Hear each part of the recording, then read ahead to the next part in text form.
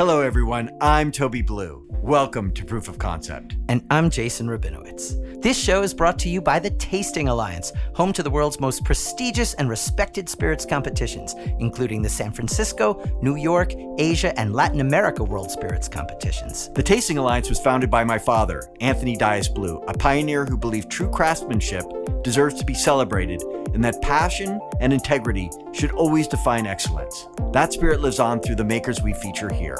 In each episode, we share the journeys of visionaries pushing for something extraordinary.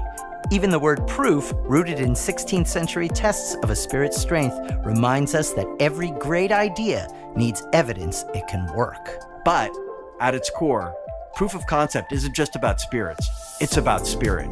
Dreaming big, taking risks, and building something meaningful.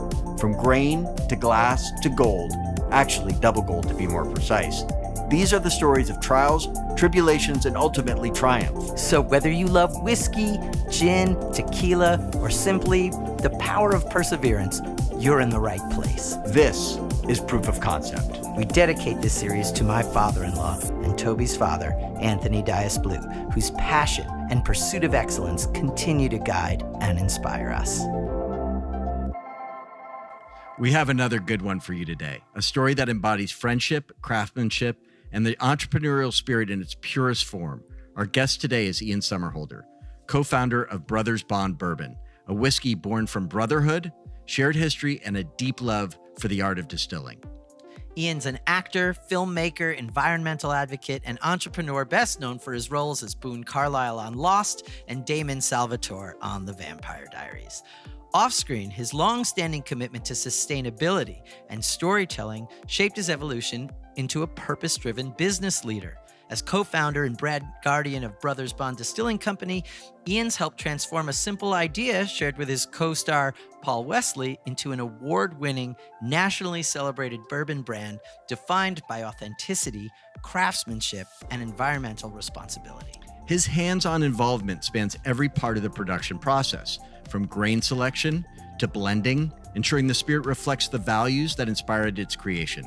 Ian is also the founder and president of the Ian Somerhalder Foundation, and his passion for regenerative agriculture led him to executive produce the acclaimed Netflix documentary Kiss the Ground, which we viewed last night and is extraordinary. So inspiring. Which highlights how soil health and regenerative farming can restore ecosystems and combat climate change. Along with his partner, Paul Wesley, Ian's transformed their chemistry and shared values into one of the fastest growing bourbon brands in the U.S., one that's about storytelling and taste. They've been hands-on every step of the way, from selecting the grains to designing the bottle, determined to make a bourbon that truly honors the bond between friends, family, and fans. Brothers Bond isn't just a name, it's a reflection of their decades-long friendship and commitment to creating a spirit that brings people together. Today, we'll be talking about all of that, the inspiration, the obstacles, and the future of Brothers Bond Bourbon, and how Ian and Paul turned their off-screen brotherhood into a legacy in the making. Under Ian's leadership, Brothers Bond has earned top honors from the Tasting Alliance and cultivated a devoted community that connects with Ian's dedication to quality, integrity, and meaningful innovation. Those awards include: for Brothers Bond Cask Strength Straight Bourbon at the San Francisco World Spirits Competition, it's won double gold in 2023, 2024, and 2025, and platinum in 2025. At the New York World Spirits Competition, it's won double gold 2023, 2024, and 2025, and platinum in 2025. For Brothers Bond Bottled in Bond Straight Bourbon at the San Francisco World Spirits Competition, double gold in 2024 and 2025, and at the New York World Spirits Competition, double gold in 2024 and 2025. Take 60. Ian's journey with Paul embodies what Proof of Concept is all about: community, creativity, and the shared passion that keeps this brand evolving and thriving. So settle in, pour yourself a glass, and let's get started. Welcome, Ian. Well, thanks for pouring me a glass. Thanks so much for joining us today. Just taste the whole time. Yeah. Thank you so much for having me. This is really special. I know, we should taste the whole time. Maybe that's what we do. We're tasters. Let's start from the beginning. Take us back to the first moment the idea for Brothers Bond was born. Where were you and what sparked it? So we were in this bathroom. No, I'm joking. Actually, a lot of great ideas come from the bathroom. Most of mine come Absolutely. from the shower. There you go. They do. It's the only time you're actually alone for a second. And relaxed. I know. We wanted to do, it was so funny because, I grew up with bourbon. I'm from Louisiana.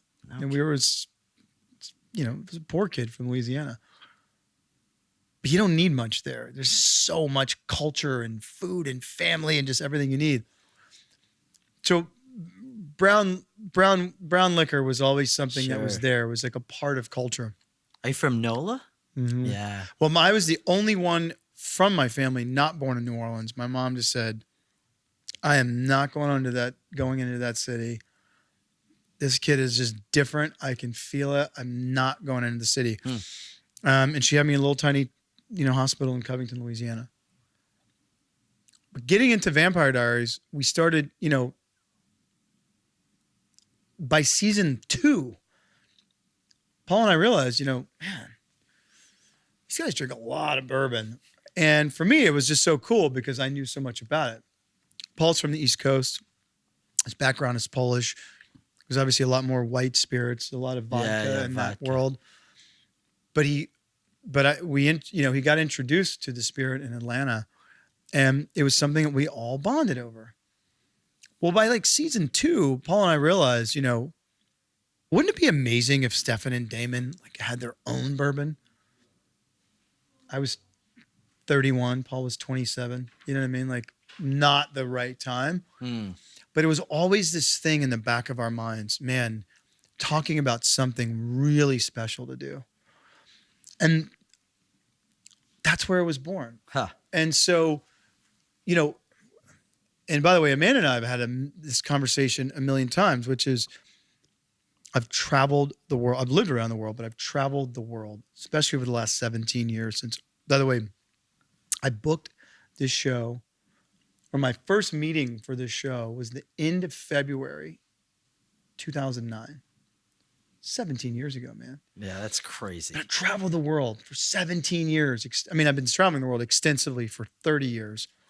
But over the last 17 years, as Damon Salvatore, you would be really hard-pressed to find, and I've looked for every single case study there is, you'd be hard-pressed to find a brand that has this kind of quality and accolades, thanks to you people, but that has 17 years of global IP built into it, where the nuance of that story is so real by virtue of the love and brotherhood of these brothers. And I get in so much trouble by all these fans when I say this, but the true love story of Vampire Diaries was the brothers. Mm-hmm.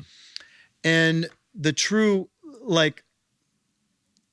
relationship, our love language, Paul and I, is sitting around sipping a dram of whiskey and either reminiscing, enjoying the one or the moment, the present, or thinking about the future. And that, I think, is how people live their lives. Sitting around with a brother, whether it's a blood brother or not, excuse me, literally talking about the past, living in the moment, and thinking about what's next. And so that's how this brand was born. It was about bringing people together. And a lot of people think bourbon, it's my grandfather's drink, kicks you in the teeth.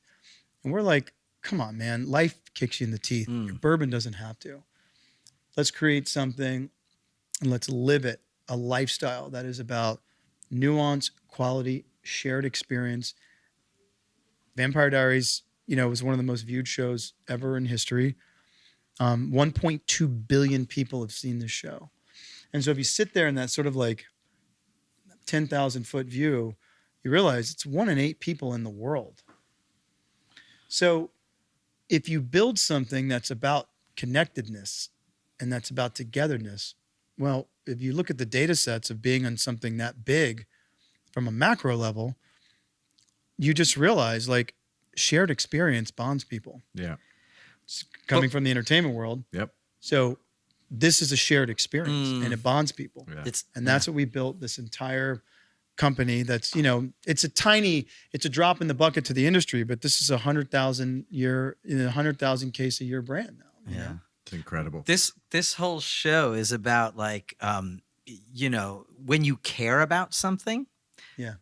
that's art, right? And we're talking about art on both of those things, whether you're watching it or you're sipping it. And I know you put your heart and soul, Everything. your blood, sweat, and tears into it.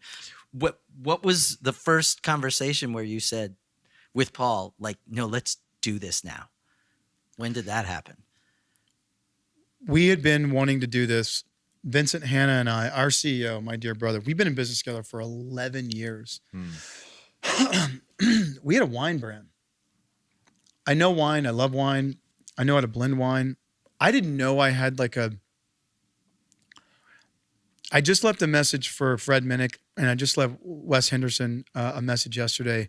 Two of my dear brothers and mentors in this business, two really great guys to have, in your orbit. But I want to start getting all of these like certifications and shit. I should probably do that. I didn't know I had like a world-class palate for wine and whiskey. I knew it, but once I started blending it, Vince and I, we had this insane ability. We built this wine company, and we were launching it in China, believe it or not, because Vampire Diaries was huge in China. And we were about to build a big U.S. business, but the orders were not like a pallet or something. It was containers that we were having ordered, like literal containers. Oh, wow. So this wasn't like something that was just, you know what, we'll shut it down. We literally shut a business down where we were getting orders that were in containers, not pallets. Wow. We all sat down and we dissolved this company. Wow. And the buyers were like, wait, what do you mean? It was like, listen, we appreciate doing business with you. This is awesome. We're not doing this anymore. It had just so happened, this was like the Malcolm Gladwell moment. Well, we needed whiskey if we were going to do it. And it just so happened that Vincent had gotten a call from a friend in the industry who will go unnamed. And there were all of a sudden out of thin air, because it was, listen, think about 2018, 2019, 2018, the whiskey industry was cranking. You couldn't find a barrel of bourbon if you tried for under, $2,500, right? It was expensive. And we didn't have years and years and years. So the idea was we need to lay down whiskey, but we need to get whiskey now. What people don't realize about the bourbon industry is it's a highly capital intensive category.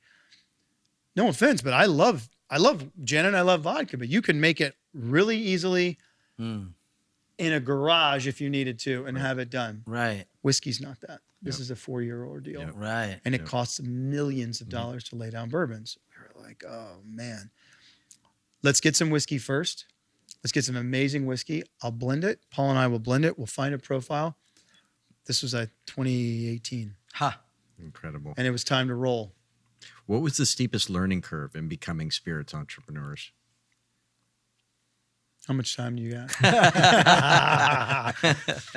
We make the joke. So I used to sponsor a NASCAR with my old company, which is a fun game. Austin Dillon's car, which is like number 3 car. It's the old Richard Petty number. It was a pretty big situation. Wow. But that's a big track, and it goes like this. The learning curves in this business are hairpin, like Formula One curves. Then they're brutal. One of the biggest learning curves was distribution. Yeah. And because it was launching a whiskey brand during COVID, Yeah. I don't think it would never happen before. These were unprecedented times. And so you build a brand in the on-premise initially. We didn't get to do that. So what we did was we launched in national chains, which had never really been done before. And we had to fill a pipeline because you're going to tell the biggest buyers, you're going to tell AVP or Kroger or any of these, Whole Foods or, a Bevmo or any of these Yeah. people, Total Wine, like you're going to tell them, no, we only want to be in like 10 states and win those states. They're like, Yeah. you go where we tell you to. Now, these have been the best partners. They've been amazing. You know what I mean? We wouldn't have a company without those companies. But there are no shortcuts, right? We've had a previous conversation where you told me you had to go to the opening of a grocery store and 100%. and push it because that's what you have to do in order to get that brand identity That's out what there. you do. You have, like, as a founder, you're not above anything. You are grinding all it in. out. You are on the street. You are on the store floor. And if you don't have the ability to walk in there and talk to that manager, who then talks to the salespeople on the floor, or talk to those salespeople and inspire them of why your brand is worth them mentioning to customers, then what's the point of having a brand? Yeah. I'll be the first to walk into a store or a meeting and get whoever we're meeting a cup of coffee, or what can I get? Like, we are in the service business, but you have to do it from the ground up. Yeah.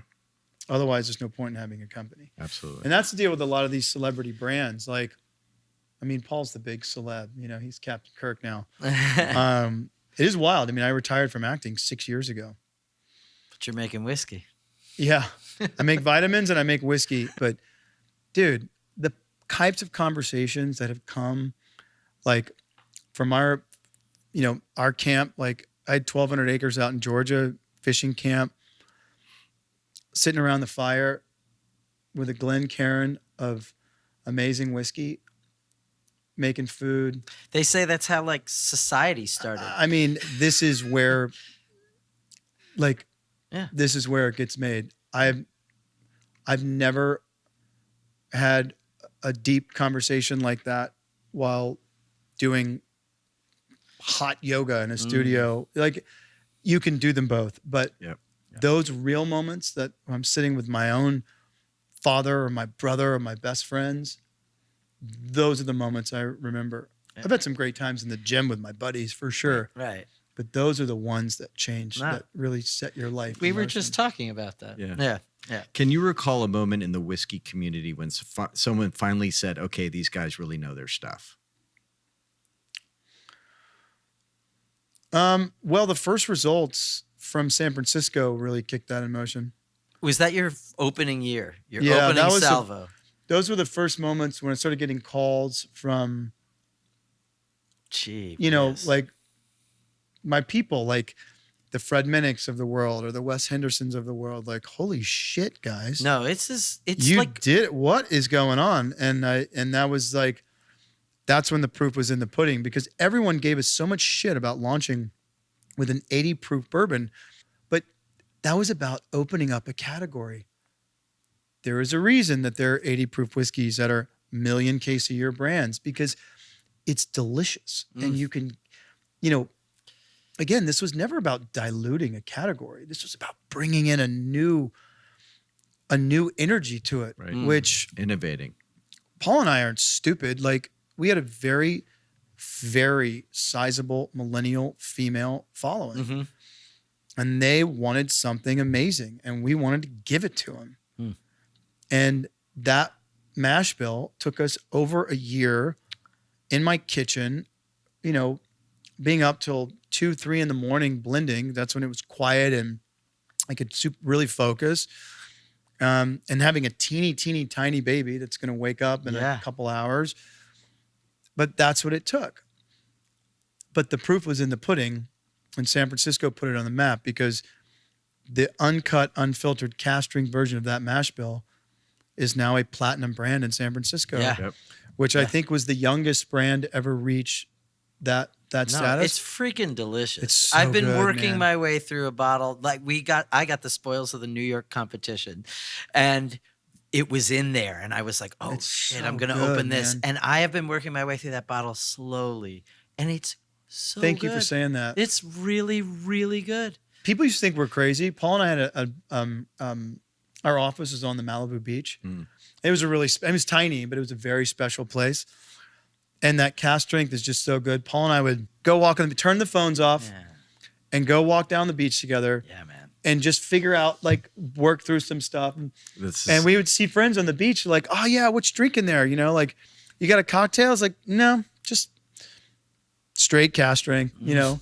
People thought we were insane. And then they tried it and they go, oh, now I see. Yeah. And it was those, like, especially the big tequila, like the people who really love like an extra añejo tequila, they could drink that cast strength or they can drink that bottled in bond and they go, oh, now I get it. Right. This is 4 grains, not just one not just one, you know, type of material producing this. And that's where people shift and they go, now I get it. Always find what you love at Total Wine & More. With so many great bottles to choose from at the lowest prices, it's easy to find your favorite Cabernet or a new single barrel bourbon to try with some help from one of their friendly guides. And with every bottle comes the confidence of knowing you just found something amazing. With the lowest prices for over 30 years, find what you love and love what you find, only at Total Wine & More. Visit TotalWine.com to learn more. Spirits not sold in Virginia and North Carolina. Drink responsibly, B21.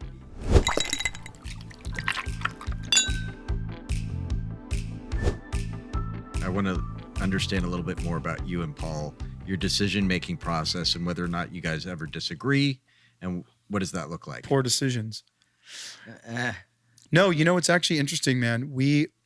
Listen, when you shoot a television show with someone, so Vampire Diaries was like a decade. Yeah, we were on air for 8 years. We've been together now for 17 years. Yeah. What was I thinking? When you go through, again, it's like, I always bring this up because I feel like it's that Malcolm Gladwell, those formulas, right? Where you either did something for 10 years or 10,000 hours. Yep. We shot 172 episodes of television together. You know how many thousands and thousands and thousands of hours that is? And you're anywhere, 12 to 16, 18 hours a day, plus always traveling together. So you develop a shorthand and an ability to communicate without ever having to even say a word. Yeah. And because you've been through so many creative things together and I'm not saying this is like, I'm not talking about building like a toxic work environment. I'm just saying two brothers in a typical relationship and a business perspective, there are a lot of boundaries and a lot of ways you have to speak to one another. But Paul and I, that doesn't exist. So if one of us has a bad idea, it's like, totally hear you. That's absolutely so stupid. It's not going to happen. They're like, yeah, you know what? You're right. That doesn't make any sense. So it's smooth. You just move through it. Yeah. There's no ego or bullshit. And that allows you to cut through stuff very quickly. Yeah. So you can make decisions very quickly. And Vincent Hanna, our CEO and my dear brother and co-founder, he said it best. It's like, the great thing about you guys is there's no red tape. It's not that there's disrespect. Just move through stuff. Yeah. Like that's a beautiful thing. Yeah. Advanced stage creative partnerships are smooth. I'm going to use that. Advanced You're stage in creative flow. partnerships. You're in flow. You just know each other so well. Your tastes kind of meld. You need each other to complete ideas, and it's like you work better together. Yeah. That's how. I'm in an advanced stage. So partnership. coming from Hollywood and in the entertainment industry, storytelling, right? Yeah. Narratives, super important. How does that influence the brand? That was the idea. Storytelling. Gaming is now bigger than the film industry, which is crazy. Gaming, film, television. But everything in life is based on story. Everything. Think about the multi hundreds of billions of dollars a year that are spent and made on storytelling. People either buying and consuming that material or producing and selling that material. When you can bring the two together, you win because the consumer the customer, the viewer wins. And that's a win-win. yeah. And I think like initially we were a whiskey company, but we were very much a media company because we had the ability, I think between me and Paul and the brand, I think we have like 83.5 million very awesome, engaged, active followers globally. I mean, that's a small country. Yeah. And not all of them are LDA, but there's a story there. And that story cuts through so much BS because that, you know, like when you think about building a brand, people come to me all the time now and say, how do I build a brand? Well, what's your purpose? You know, and not to be too cerebral about it, but like in the world, what's one of the biggest things that's lacking in the world is purpose. And people don't really know what that equation is because it's never taught in school. People don't talk about that. But it's like the one thing we're all searching for is this one little elusive word. And I think it's the most important word in any language. I mean, obviously, other than love, because that's like the pinnacle, but purpose. Mm-hmm. Whether you are 6 or 66, you are searching for that. And some people never find it. And there's this little equation that people never talk about. And it's just, you find it when you marry skill with passion. You bring together the things you're good at with the things you love, and you find purpose. And then boom, your entire world opens up to you. And no one can ever take that from you. Yeah. So then you get out of bed in a very different manner every day. And so if you think about things that are purpose driven, whether it's a company, an organization, whatever it is, purpose driven things and people move the needle farther and faster than things that are not purpose driven. It's physics. It's unimpeachable information. So now you're like, what is that purpose? What's the company do? And so that's what we want to share too with our people that are buying this and settling into that, which is whether you're having the best day ever or the worst day ever, you can sit and bond with this spirit. And I think that we need togetherness now more than ever, you know? So it's so well it's said. Powerful. Yeah. Like this really is powerful. big shit we're talking about. Yeah. So a couple of years ago, we had an opportunity to have a FaceTime or Zoom or whatever it was, and to learn more about the brand. And you guys had done exceptionally well. Thank you, man. In the competition. And you had like a beaker and like a long. I blend. Yeah, I'm and so the glad you're blending. getting So here because I'm I so wanna talk- curious about It's this. been said that Yeah. you'll spend 12-hour days Yeah. blending. I just blend. Tell us about Yeah, that like- process. How did you learn it? Yeah. And how I'll did tell you what, it's really ruined You're talking my about- gums. Purpose. You're talking about purpose, but then you had changed your purpose was acting, and then all of a sudden you just like you were talking about your palate. Clearly, that comes from like a palate. I sat and tasted with Toby's father, who had the craziest palate. Yeah, he was, what a G. Totally. And I got to sit with him night after night and pick his brain. Like, okay, what is a Cabernet? What are we tasting? What are we looking for? And so, but a palate, it's like an audio engineer's, it's like a sense that can be truly developed. How did you get there? How did that happen? Crazy. Yeah. and Sorry then- he's not yeah. around anymore. Yeah. Yeah. Thank you. He was a rad human. He really was. Well, look at what he created. Yeah. Amen. For all of and it goes on and on and on and on, and it lives through you guys and all of us. No formal training. What happened was, and this is some weird, random like shit that happened to me early in my life. Not bad. I mean, good. I started again going back to Louisiana. We danced on the poverty line my entire childhood. And my mom wanted something very different for me. So she used every dollar we ever had to get me modeling and acting classes. In fact, she got a severance check. Reagan had shut down a lot, their budget changes shut down a lot of mental health facilities around the country. My mom worked at one in the 80s, and she got a severance check in like 1988 or something like that, for $10,000, which is more money than anyone in our family had ever seen.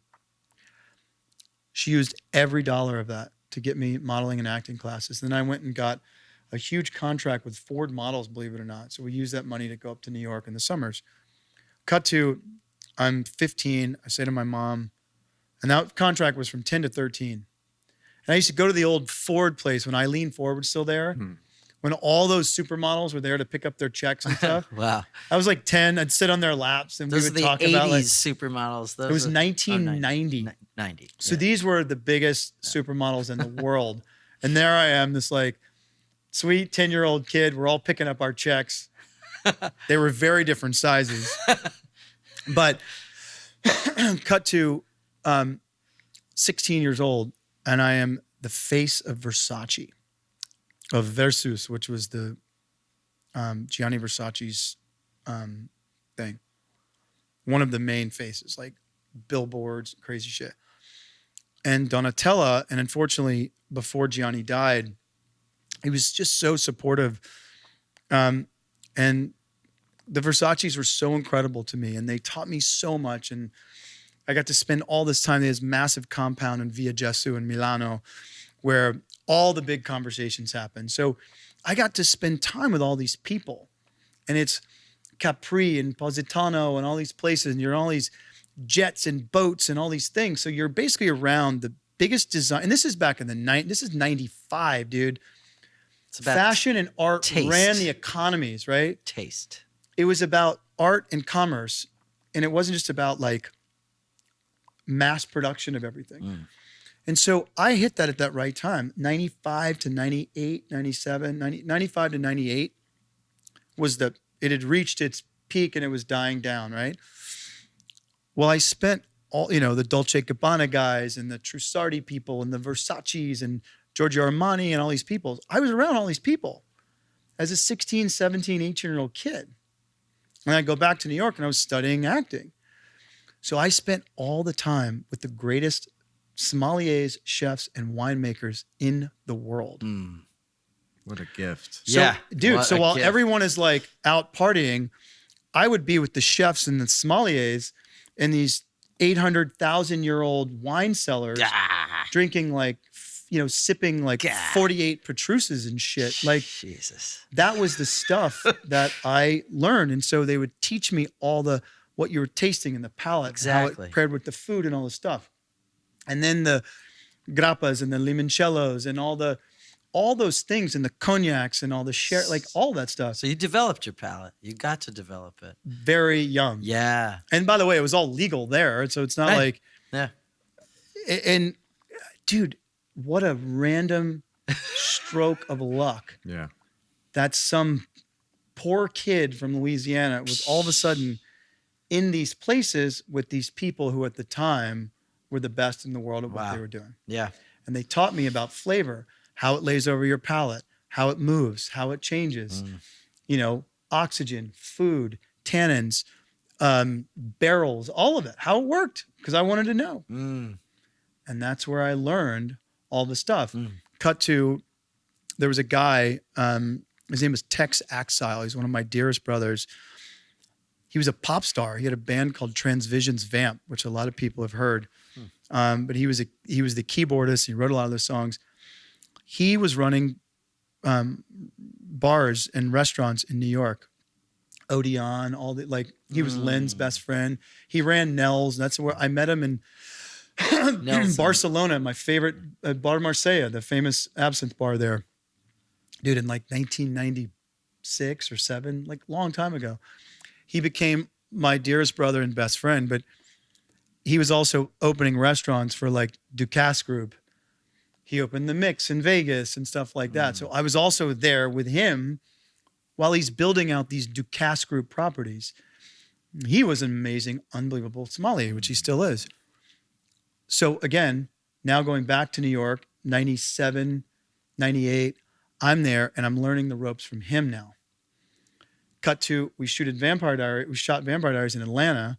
There's a guy named Vajra Strategos, such a cool name. But he was running a Fifth Group there in Atlanta, which now is a massive organization. And as director of food and beverage, I'm now it's 2009. I'm the star of this TV show. And now I'm with one of the greatest minds of food and beverage, building the food and beverage industry in Atlanta. It just happened to be Vajra. So again, That's a real answer. That's concrete. It just kept going and going because birds of a feather flock together. When you put that energy out and it comes to you. And so I got to spend from 16 until now I'll be 47 in 5 years with the single greatest chefs, sommeliers, winemakers, whiskey makers, grappa, the whole thing in the world that leads us all to right here, right now. That is, and I don't have any formal training. I need to. That's what I was like. I literally just called Fred Minnick and Wes Henderson yesterday. I left them. I was doing a huge Costco signing in Northern California, and I left them both voicemails. And I just said, "Hey guys, I need to start getting some certifications now. Help me. I need help. I got it. Not that I have time right now. Platinum at San Francisco is a pretty heavy certification. And by the way, like a lot of it is instinct, right? It's just it's your biology and certifications. You've got the certification, but also too thinking about use cases, right? People need connection, and if you can develop and deliver, a taste profile that is so beautiful and delicious, but it's not the topic of conversation. It's not the focus. It's just the engine, the vehicle. Yeah. The vehicle. Yeah. Then you have won. Yeah, dude. And Vincent Hanna said it from the very beginning. It took us over a year to get that mash bill, and why it took so damn long, and probably took about 2 years off my life. But what's life expectancy anyway? You know what? By the time we're all really old, we're going to be able to replace hearts, livers, lungs. Like we're going to be able to grow this shit in like a bag. But we got this flavor, and Vincent goes, man, because I'm obsessive, right? So the thing about tasting whiskey and about if you're going to bottle anything, how does it taste? Does it taste the same at 7 a.m. as it does at 7 p.m.? Can you still get the same flavor profile out of it if you just ate a piece of sea bass versus a ribeye? Yeah. Or a piece of duck in some insanely dark reduction? Yeah, that alchemy. How can you deliver and build a flavor profile, especially from a cocktail perspective, that can literally just cut through it all? And that's where the science comes in. You're like, oh, Jesus. But we're farm people, right? So one of the cool things is too, and my dad taught me this. We always thought he was so weird. He's a crazy, cool old Cajun guy, but he has an IQ of like 158. So he's a very unique character. But even at holidays, he used to sit outside and he'd take his plate and he's like, all right, I'm going to eat. And he would walk outside. And I was like, Dad, what are you doing? And he'd say, come out here. See how much better your food tastes outside. And you walk out, and the notes and the flavor and the profile that you taste walking outside versus sitting inside are extraordinarily different. I love that. And so when I'm blending in my kitchen or my office, I can walk out to the barn and get a whole different level of flavor. I mean, a whole different flavor profile. Start tasting these hints and notes, because guess what? People are not just sitting in their living room or a bar or their barn. I mean, or their local bar drinking this stuff. They're out next to the campfire. They are in their barn. They're at their campsite. They're wherever. And you can, it arms you to go, oh, people are going to love this because this is what they're going to be tasting. That is like art. And it's so funny because in the US, we celebrate the distiller for the most part, whereas in Europe, they celebrate the blender. Distilling is an amazing art. Blending is an amazing art. And the magic that comes from the blending of whiskey is what goes into the bottle. But the distiller creates that, right? We're now going a step further, which is to tell the story of not just the distiller or the blender, tell the story of the producer, of the farmer, tell the story of the grains. That's the And perfect. that's That's where- the perfect segue. Yeah. The regenerative ag comes in. So flavor and quality, incredible. Oh, you guys so are much synonymous with the brand. So much heart. Thank you. Sustainability Yeah. and sourcing. Yeah. Huge part of what you guys have done, and as Yeah. far as innovation, we had the opportunity to watch Kiss the Ground recently, and it's Thank you. just mind blowing and Truly and inspiring. really Truly inspiring. It's crazy, right? Inspiring. Yeah. It's why doesn't everybody know this? Why Yeah. don't farmers know that? regenerative farming, which is something I have a very hard time Anyway, saying. you've been kicking it. Say our regenerative it. agriculture. Regenerative agriculture. It rolls off. Regenerative agriculture. Tell us a about lot it. of voice and diction. Yeah, right? Yeah. I mean, listen, man. How did you find that? So yeah. great point and segue, which is why doesn't everyone know about this? Yeah. They're about to. Yeah. So you have Do no you know what's choice. Do you know we reached 1 billion people with Kiss the Ground? Mm. This tiny little movie. By the way, it took us 7 years to make that film.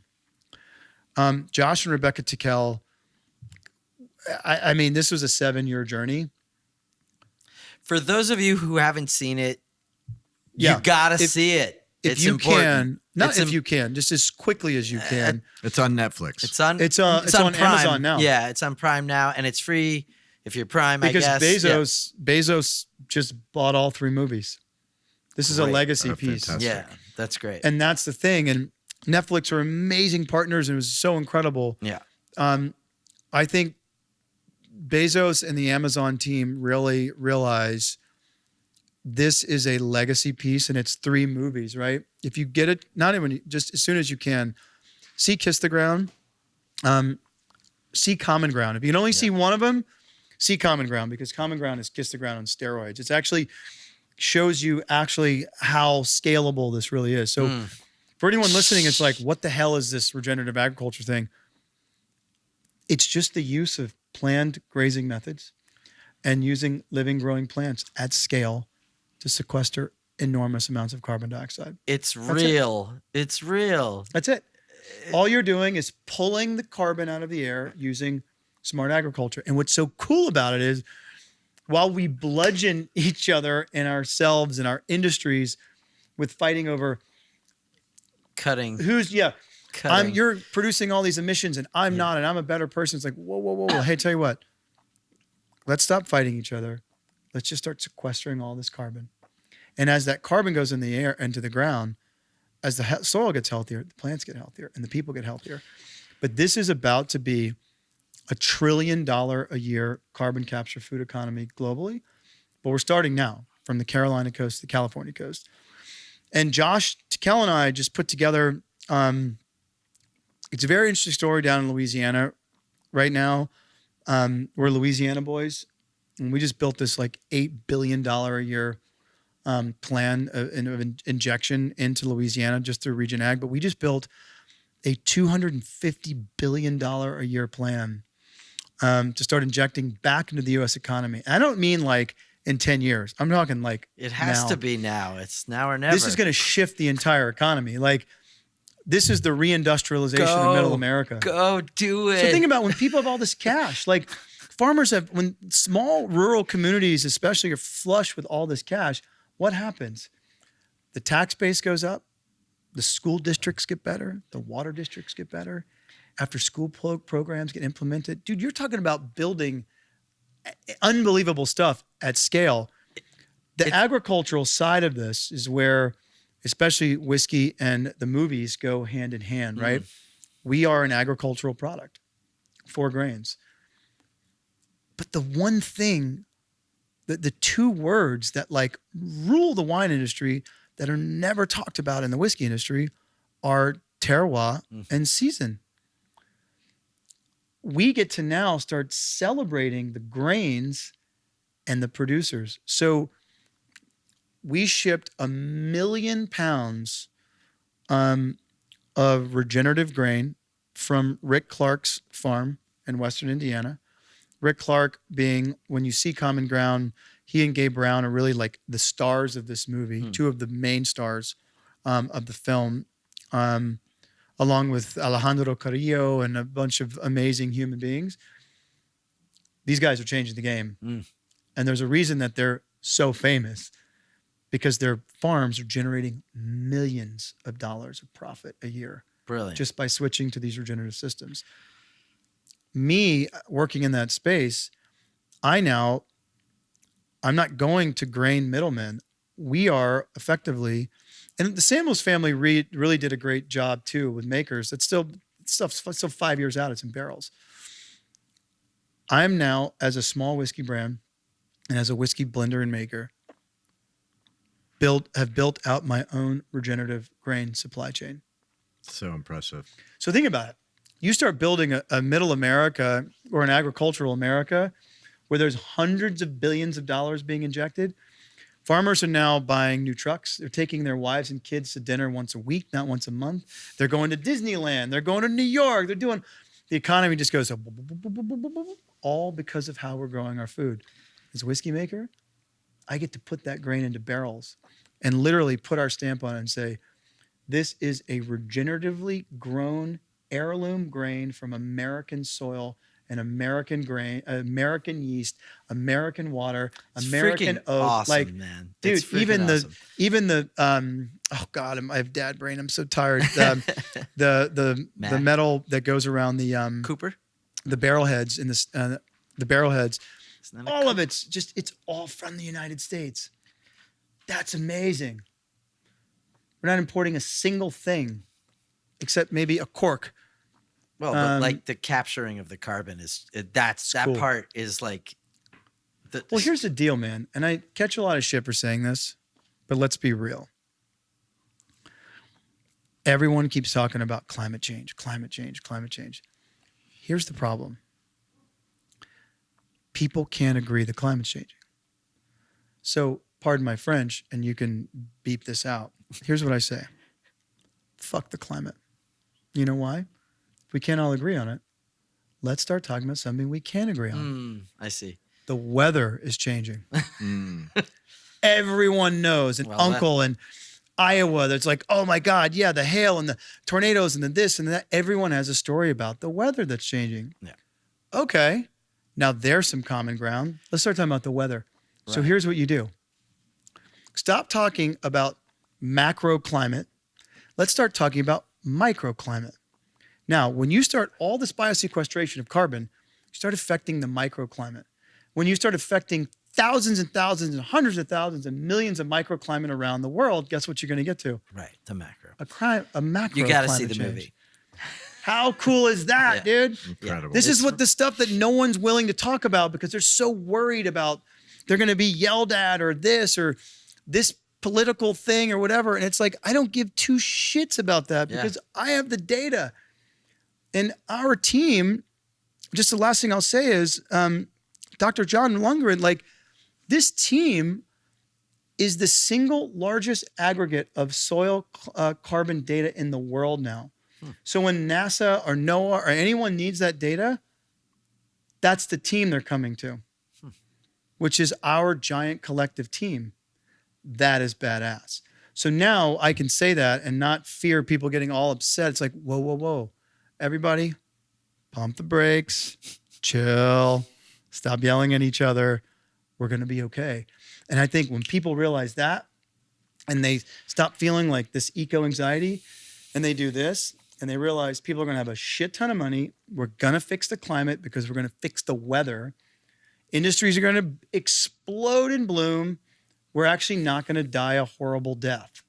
The earth is not going to, it would be in peril. We didn't do anything now because we have about enough healthy topsoil for about 55 harvests. Right.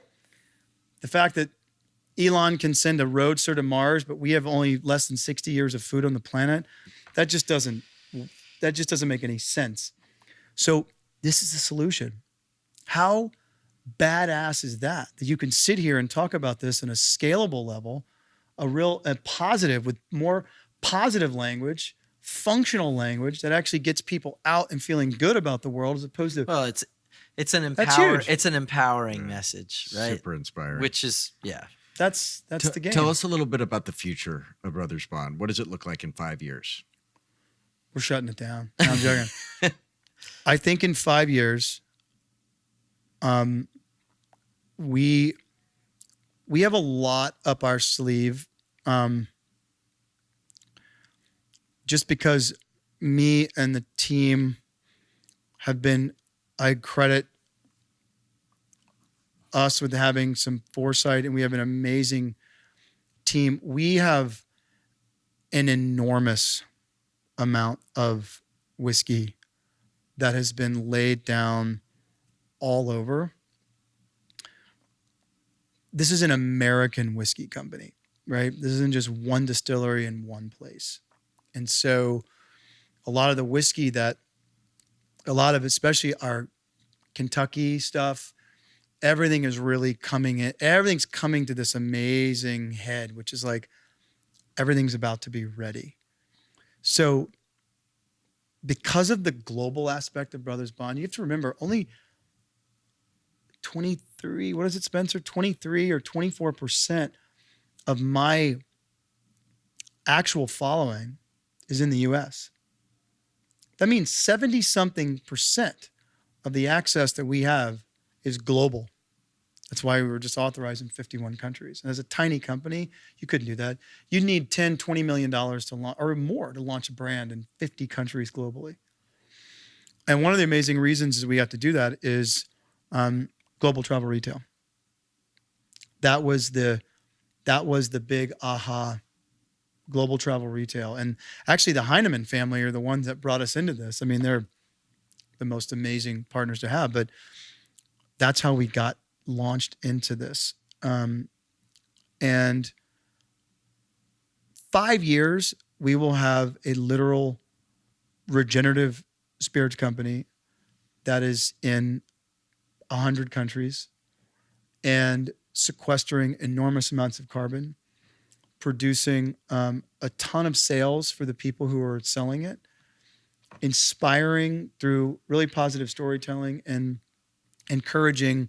Like, we're going to build a pretty cool, like, Brothers Bond society in a way that's there to bring people together within a couple of very specific cool categories and verticals. Agriculture, obviously food and beverage, education, a couple pretty sizable verticals, which takes time. And you get, look, everything is possible with time and money. We had very little of both. That's where we'll be in 5 years. We're going to go into a real rapid fire here. Okay. Rapid fire. What's your go-to Brothers Bond cocktail? Go-to Brothers Bond cocktail. Well, obviously, Neat or a Rock is mine, but like, when I'm like, for me, or when I'm mixing up cocktails for people? Mixing up cocktails for people. So obviously, either an old fashioned, which ours are just incredible. For people, I want to taste the whiskey.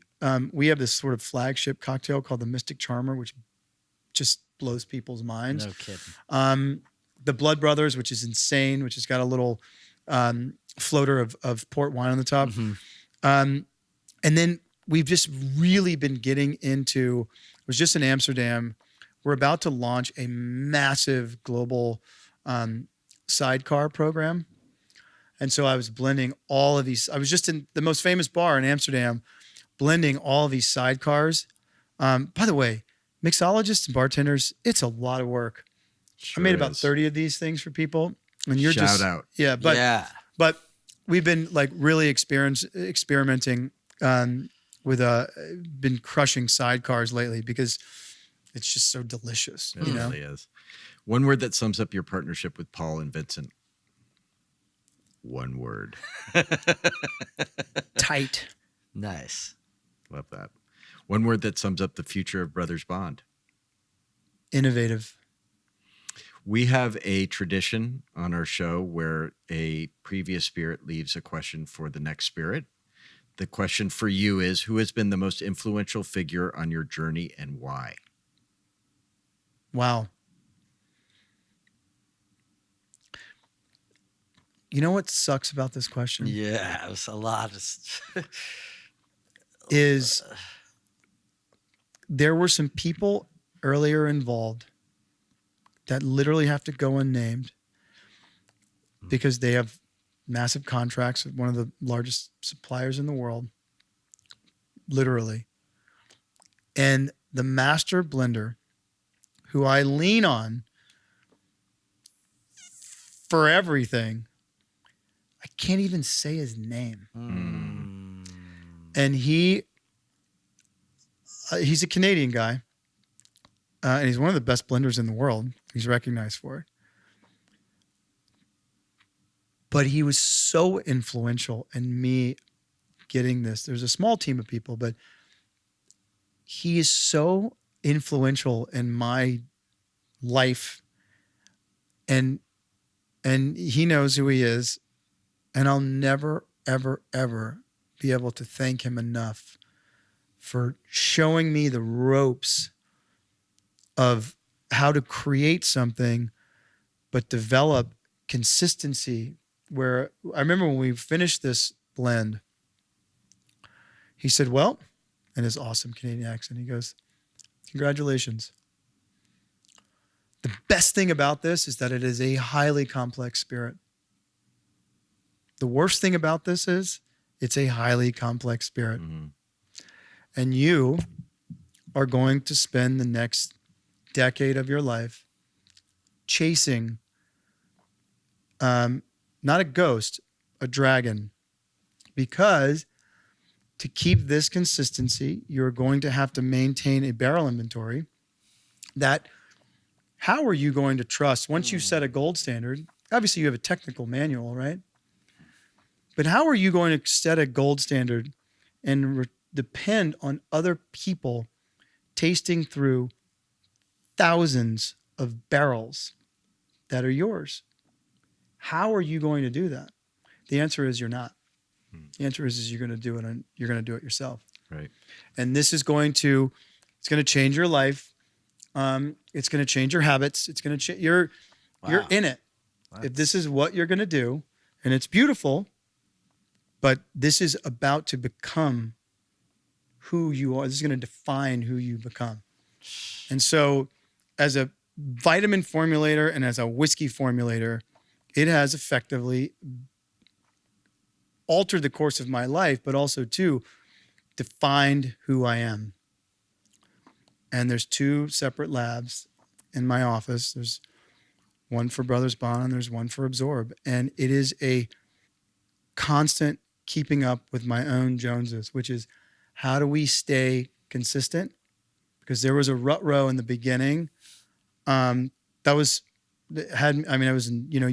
literally brings you to your knees, like in tears. Even as a grown man, you're just like, oh my God, this is a multi-million-dollar problem.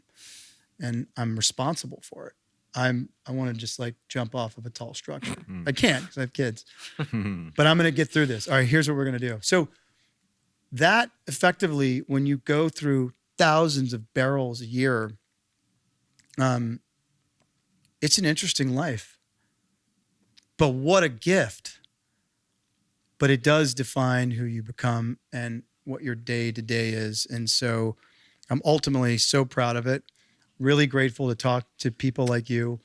Really grateful to the Tasting Alliance, because it didn't show to the market and to people until the original San Fran numbers came out and people realized, oh, we have to take Paul and Ian and Vincent seriously at this point. And that was the hockey stick. Brilliant. Incredible. So thank you. Not knowing what the next spirit is, what question would you like to leave for the next spirit? What do you mean the next spirit? Well, that's the tradition. The guest prior or leaves a question for the next guest. Oh, wow. What was the one you gave me?